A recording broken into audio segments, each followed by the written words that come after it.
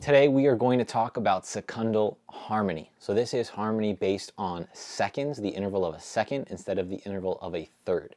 And we're going to do this over the tune So What. I have a backing track here from JGC play-alongs. You can check them out on YouTube. They're great. So you saw a little bit of secundal harmony demonstrated in the intro. In this part, we're going to focus on the chords. So these 3-note voicings. If you guys want me to do more on the line aspect, some of the lines I was playing, I can do one on that. So secundal harmony really gives you a modern guitar kind of sound. Because we're using these intervals of a second, we create a little bit more dissonance than we would with thirds. And to get into it, we're going to do this in the key of C, using the C major scale. And so this would work with C major if you're doing D minor, like the case of So What. F major, there's a bunch of keys. A minor would also work. And the way we're going to look at this is I want you to think of the notes. We'll start off with just A, B, and C. So if you have the notes A, B, and C in order, but we want to play these as a chord, on guitar that's very difficult. So the guitar is different than the piano in this sense because notes that are close together in pitch, like sequential notes like A, B, C, end up being very far apart on the guitar, meaning if I want to play them together on all strings, it's basically impossible. So what we can do to get around that is skip some of the octaves. So instead of A, B, C, we can take that A note, that would be that first note, and move it up an octave. This is called the first inversion.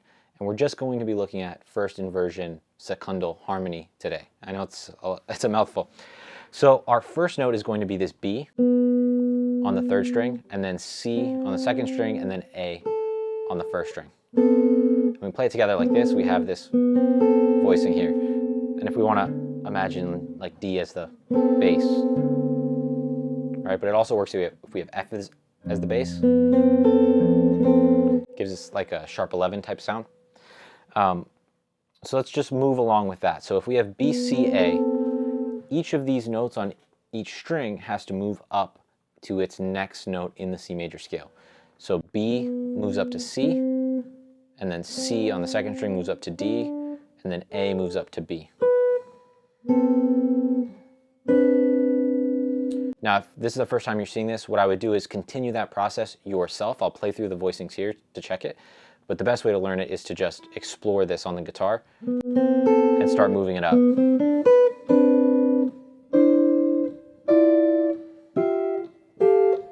All the way until you get to that 15th fret G, right? And then we have those notes as our melody notes. And actually there is one, if we use open strings, right below this B, C, A, and that's A, B, G. So it's a nice open one. So again, you have these. All right, that's just the first string set. If we look at the next string set, we would start on F, then G open, and then E. So a really nice one. Anytime you can use an open string, it ends up being a nice voicing. Right, so moving on from here, we have this. This one's pretty difficult to play. So for these, on this second string set, for these voicings, because that stretch is literally 3 frets in between, this would be where I would switch it from 3 sequential strings into skipping the second string and going back to using the first string. So we're using the 4th, 3rd, and then 1st string. And then I tend to use my pick, middle, and pinky finger.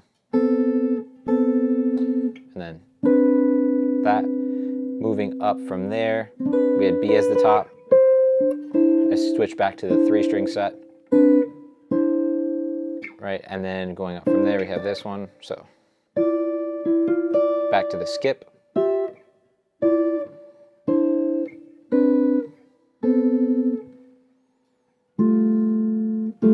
I skipped one in there.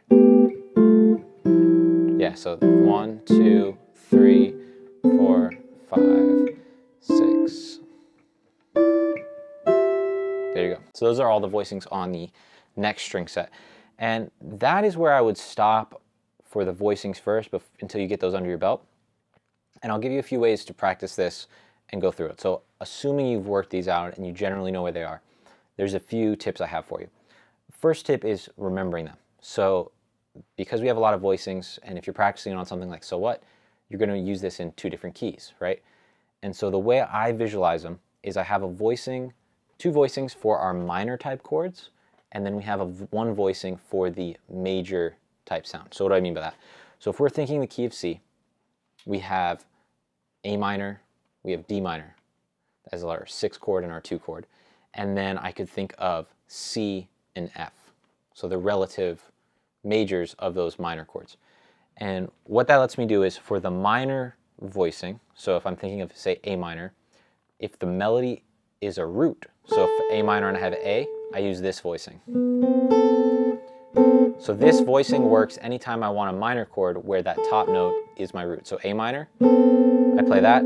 I want D minor, I move that up to here. Right, so A minor, D minor. If I wanted C minor in a different key, say in a different song, I would put my melody note as C, and then I get a C minor sound. If I want E flat minor, say when it's the bridge section of So What, then I want this as E flat or as B flat, right?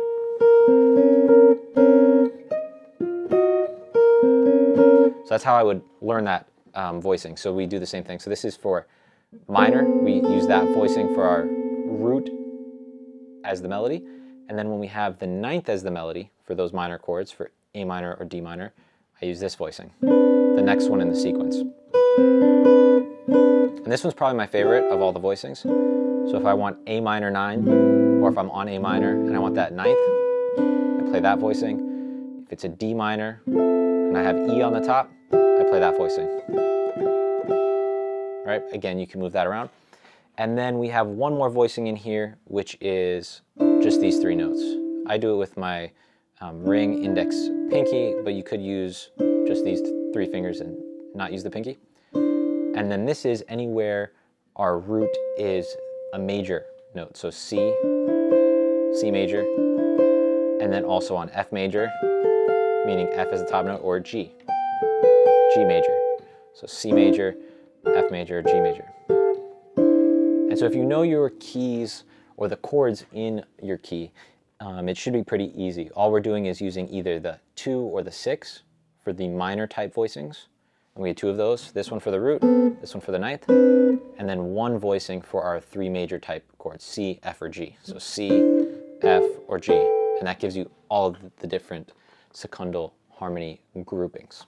Okay, so the main exercise you guys want to do to really get these voicings into your playing is you want to take a 2 or 3 note melody that you come up with in your head over this backing track. So this is the So What play along from JGC play alongs. And then you want to play that melody by itself on the 1st string and then play the corresponding voicing. So say I have, and that's my melody, then I want to go play that as chords. And what this is building up in your practice is when you play a line and end on a note at the end of your phrase, you should be able to grab a voicing for that. So say I'm playing through D minor and I'm like, I want to be able to immediately grab a voicing for that.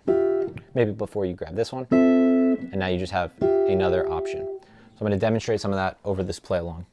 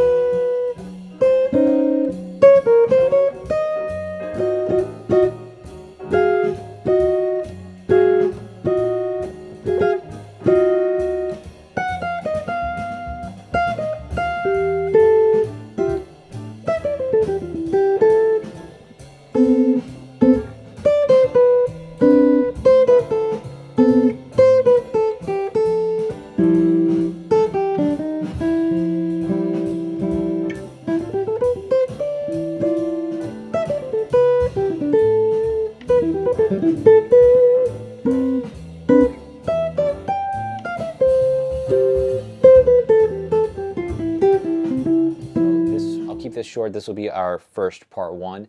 In the next video, if you guys want it, I will do one going through the lines that I was playing and how I connect these different shapes on the different string sets, etc. There's a bunch of lines I have. I have like a 8-page PDF created for this. If you guys want to check it out, let me know in the comments below. All right, so hopefully that gave you guys some idea of how you can use this and get that sound into your playing. If you guys are digging this lesson, be sure to like and subscribe, and I will see you in the next one.